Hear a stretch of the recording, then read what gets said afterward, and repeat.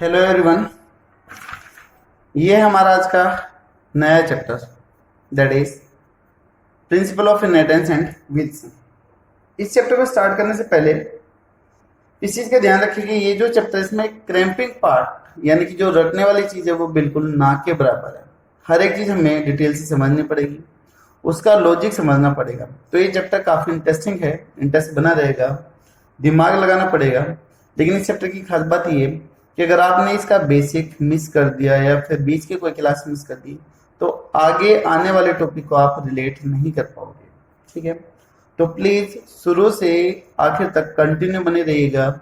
जितने भी वीडियो बनते हैं प्लीज इसको डेली देखिएगा, तो आई थिंक शायद आपको कोई भी प्रॉब्लम नहीं होगी। बाकी चैप्टर काफी इंपॉर्टेंट है बोर्ड एग्जाम के लिए भी और आपके कंपटीशन एग्जाम के लिए तो है ही। ठीक है, जो ये यूनिट है मोलिकुलर वाली जिसके अंदर 3 चैप्टर है आपके, principle of inheritance and variation, molecular bio and the evolution, ये 18 नंबर की यूनिट है।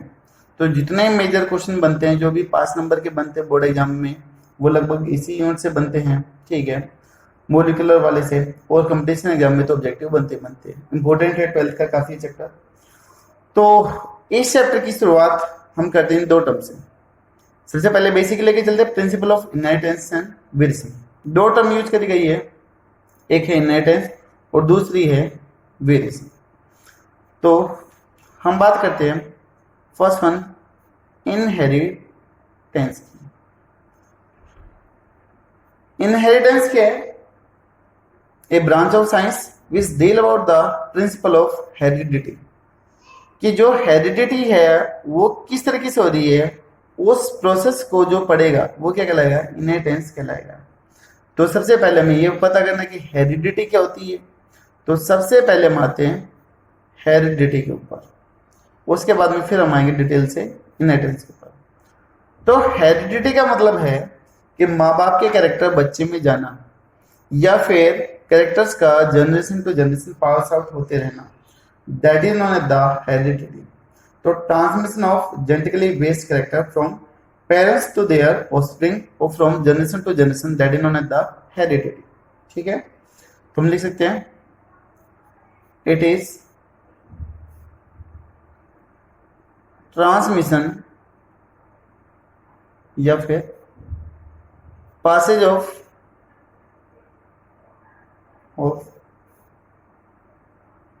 Genetically based characters from generation to generation भी बोल सकते हैं, और from parents to their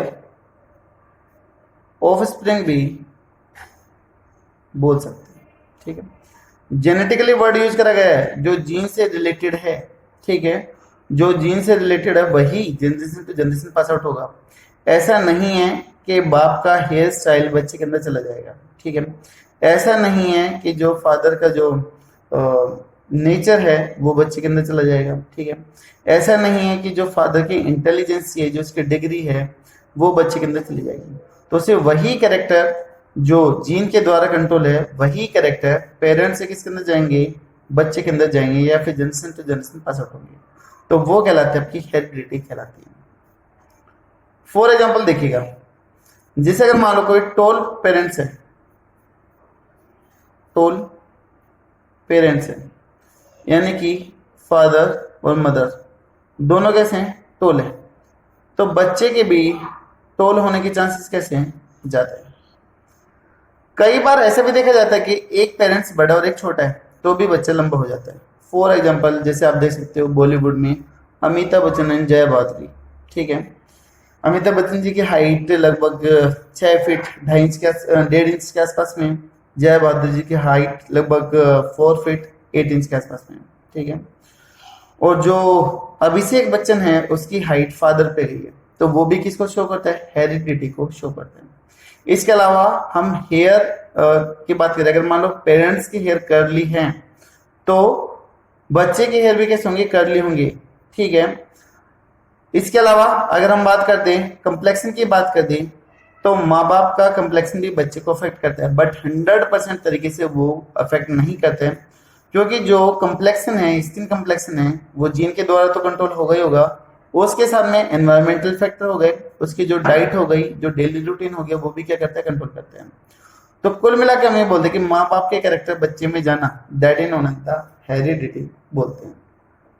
और हेरिडिटी के बारे में जब हम स्टडी करते हैं, वो चीज़ कहलाती है आपकी इनहेरिटेंस कहलाती है, जो इस प्रोसेस को डील करता है। ठीक है, तो that process, it is process which deal about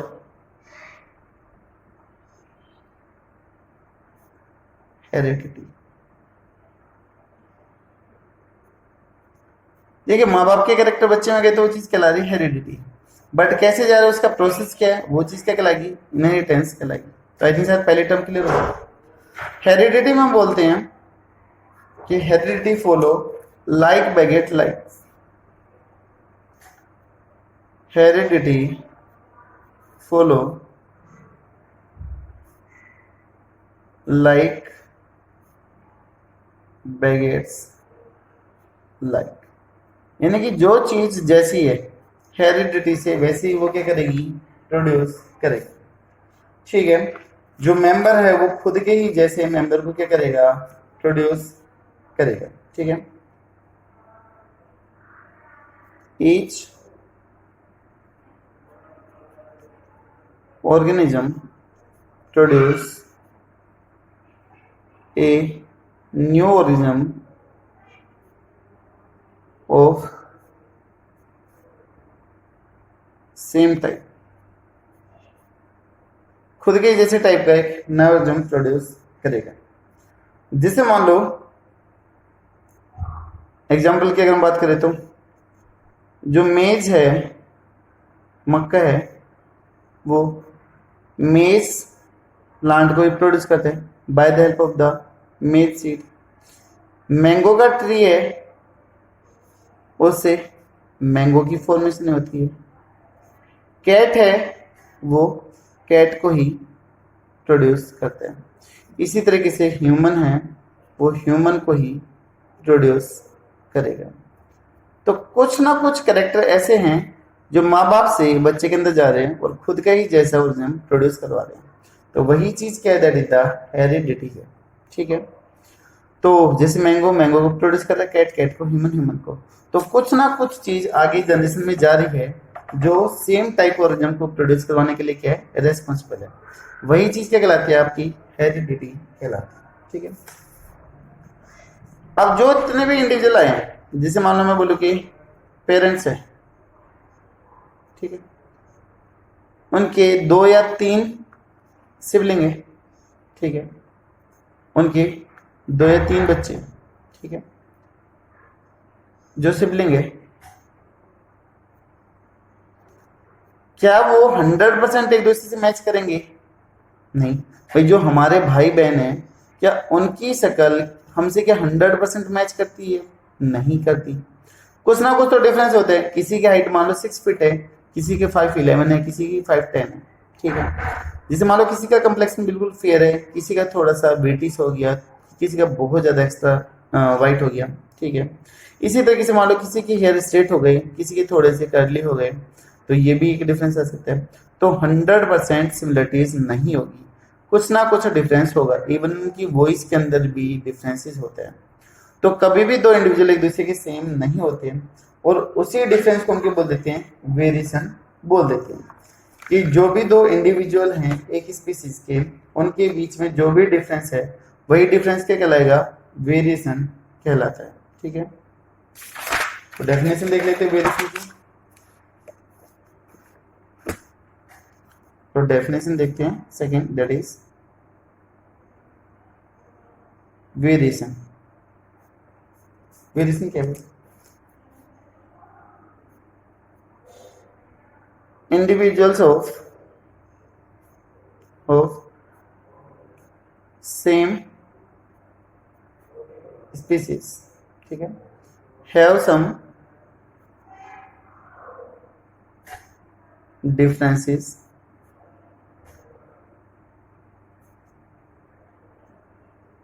these are called variation, और उन्हीं डिफरेंस को हम क्या बोलते हैं, वेरिएशन बोल देते हैं। ठीक है, या फिर दूसरी सिंपल सी डेफिनेशन ये भी कर सकते हैं, डिफरेंस बिटवीन टोल्ड देम इन्होंने the variation, any difference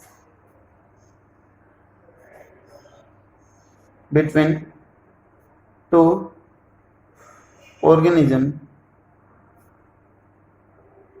is known as, या फिर आर नोन एज वेरिएशन। उसी को हम क्या बोलते हैं, वेरिएशन बोल देते हैं। हेरिडिटी क्या थी, transmission of genetic character from parents to offspring, और दूसरी कौन सी हो गई, वेरिएशन।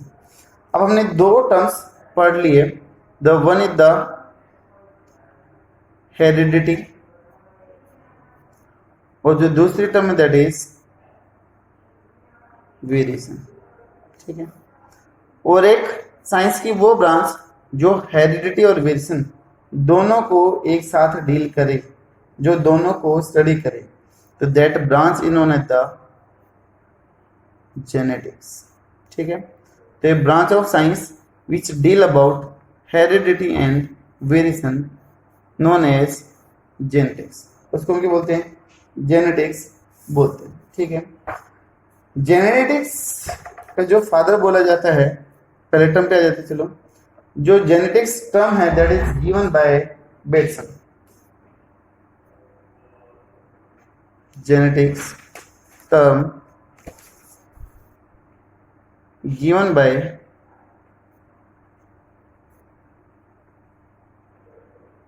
बेटसन, बेटसन ने दी थी, और जो बेटसन है that is also known as the father of modern genetics जिसको बोलते हैं। ठीक है, बेटसन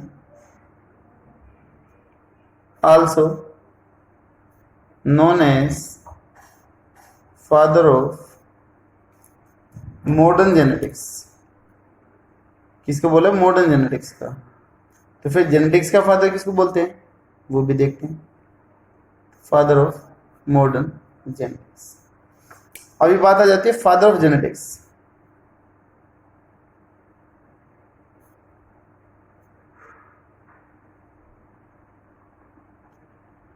फादर ऑफ जेनेटिक्स जो बोलते हैं वो बोलते हैं ग्रिगोर जॉन मेंडल को बोलते हैं।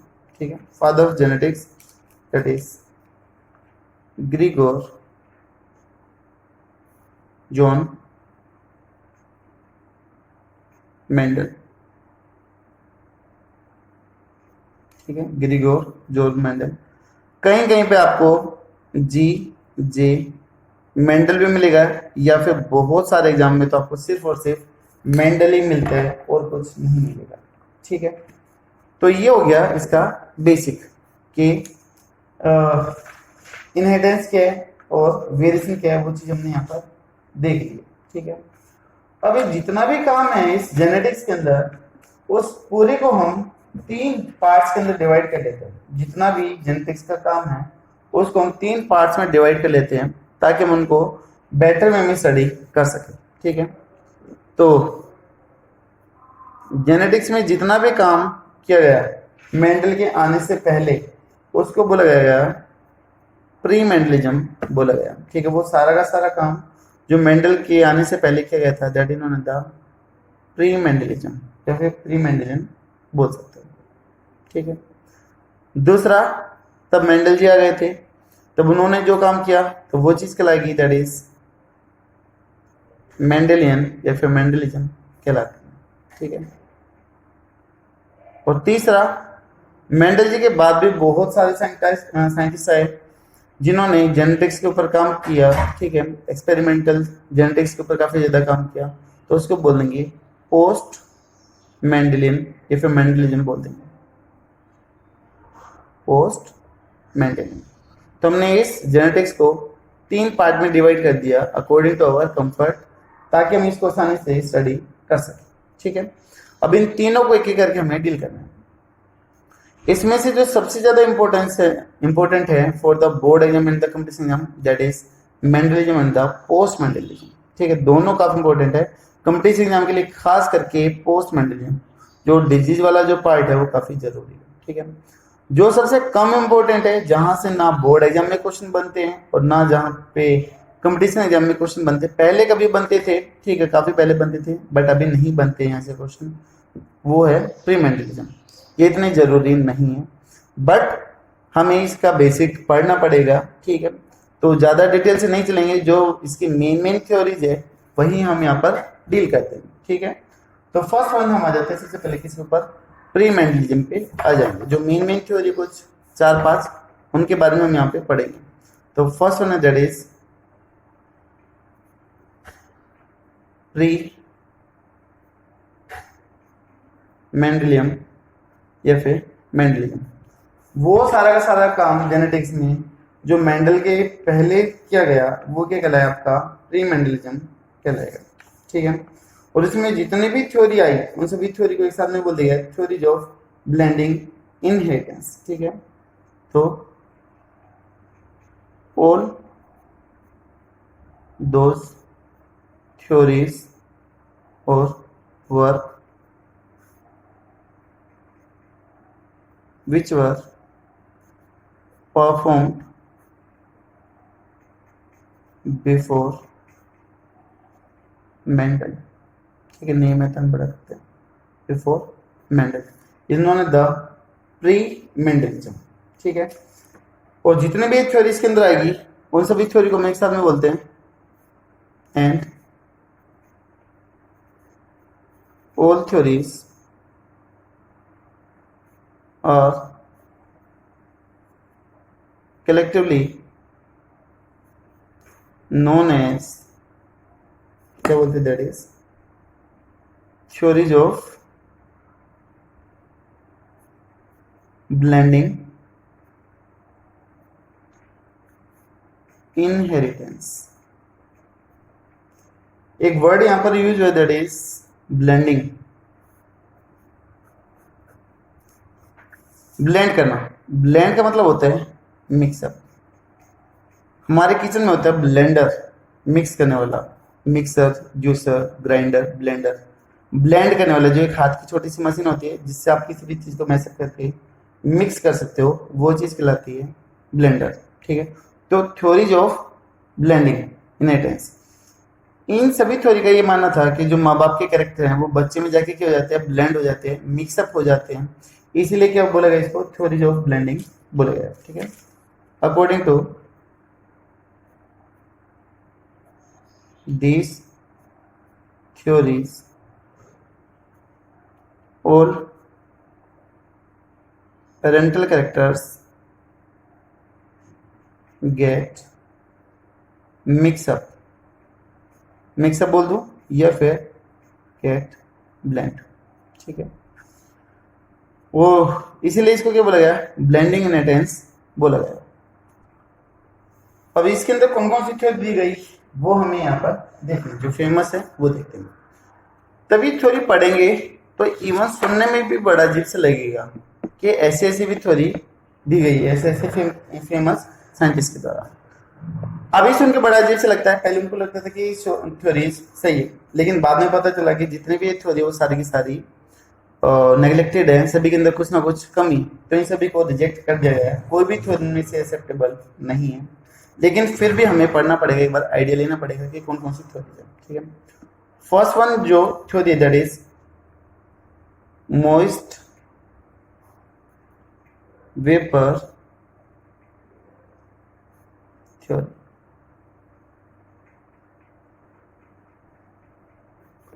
मोइस्ट वेपर थ्योरी, ये जो थ्योरी है ये थ्योरी दी गई थी पाइथागोरस जी के द्वारा, given by Pythagoras।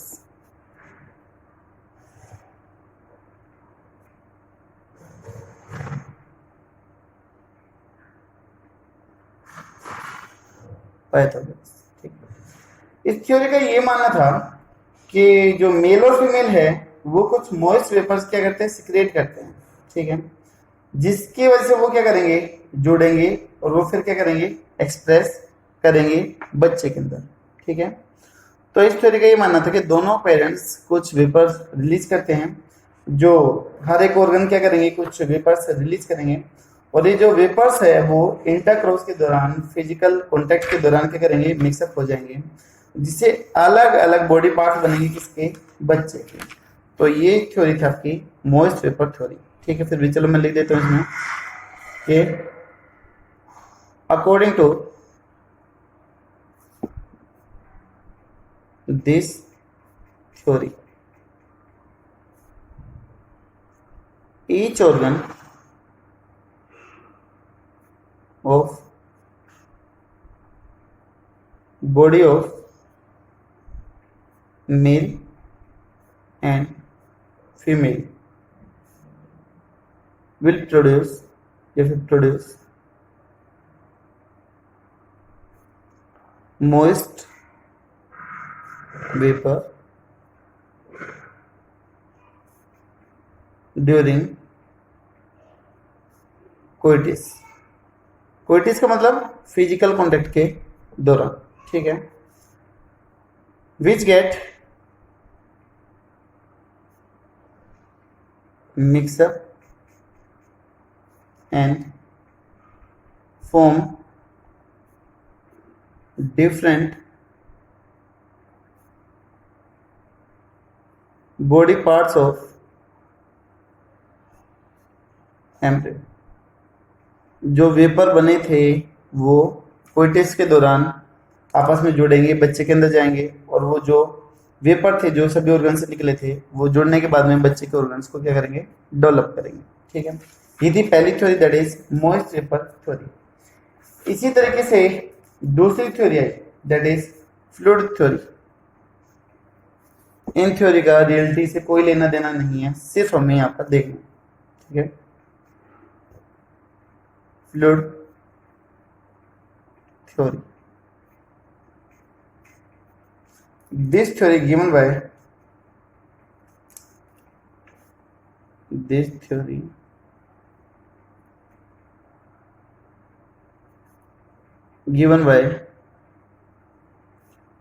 MP Doles, MP डोकलेस या फिर डोल्स बोल सकते। ठीक है, इन्होंने लिखी। इनका भी यही मानना था कि हर एक बॉडी पार्ट क्या करेगा, फ्लूइड रिलीज करेगा। जो फ्लूइड है दोनों पेरेंट्स का क्या, वो क्या हो जाएगा, यूनिफॉर्मली मिक्सअप हो जाएगा। ठीक है, और जो एम्ब्रियो को बनाने के लिए क्या होगा, रेस्पॉन्सिबल होगा। ठीक है, अगर मिक्सअप होने के दौरान कोई भी डिफेक्ट हो रहा है, कोई भी पार्ट जो से ढंग से मिक्सअप नहीं हो पाया है, तो आने वाले बच्चे के अंदर भी वो पार्ट कैसे होगा, डिफेक्टेड होगा या फिर अब नॉर्मल होगा। ठीक है, तो ऐसा बोला गया था। तो each body part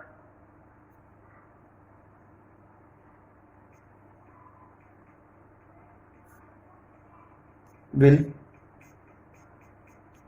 produce some fluid which get mixed up and used for the formation of embryo, जो एम्ब्रियो को बनाने के लिए काम में आएगा। ठीक है, अगर मिक्सअप करते टाइम कोई भी डिफेक्ट हो रहा है तो वो कैरेक्टर मिक्स हो जाएगा किसी भी एक पेरेंट्स का। ठीक है, दोनों पेरेंट्स में से किसी भी एक पेरेंट्स का कैरेक्टर वो मिक्सअप हो जाएगा। तो any defect in mixing of fluid result to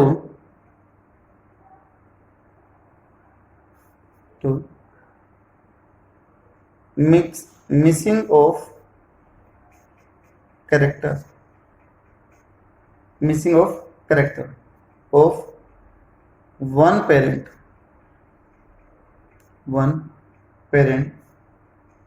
or both parent।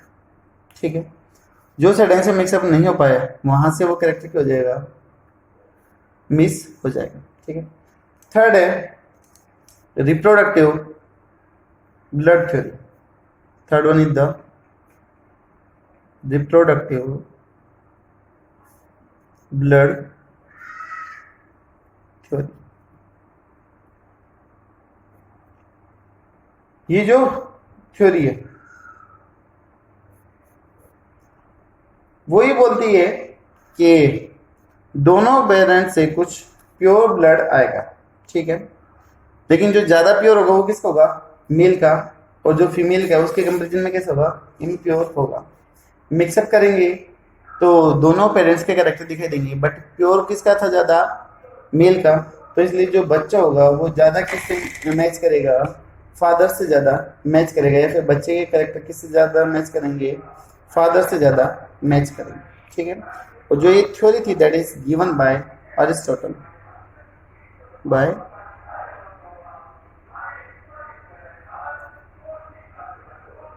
Aristotle ji के द्वारा ये दी गई थी, ठीक है। ये थ्योरी बोलती है कि male produce highly purified reproductive blood containing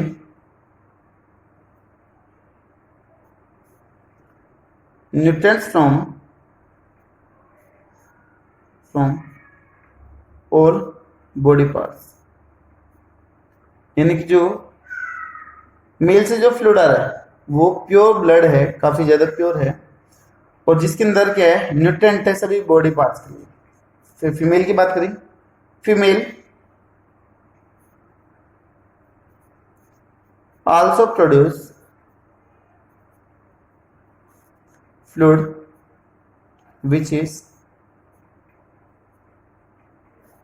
impure in nature। कैसे इम्प्योर है, ठीक है। दोनों क्या करेंगे, दोनों जो रिप्रोडक्टिव ब्लड है वो क्या जाएंगे, मिक्सअप हो जाएंगे, and both reproductive blood get mix up or coagulate in female body and make embryo, ठीक है, एम्ब्रियो बनाएगा। बट जो प्योरिटी है वो किसकी थी, मेल की थी, तो इसकी वजह से जो एम्ब्रियो होगा या फिर जो बच्चा होगा, जो प्रोजेनी होगी, उसके कैरेक्टर किससे मैच करेंगे, फादर से ज्यादा मैच करेंगे, ठीक है। तो ड्यू टू प्योरिटी या फिर pure nature of fluid in male, characters of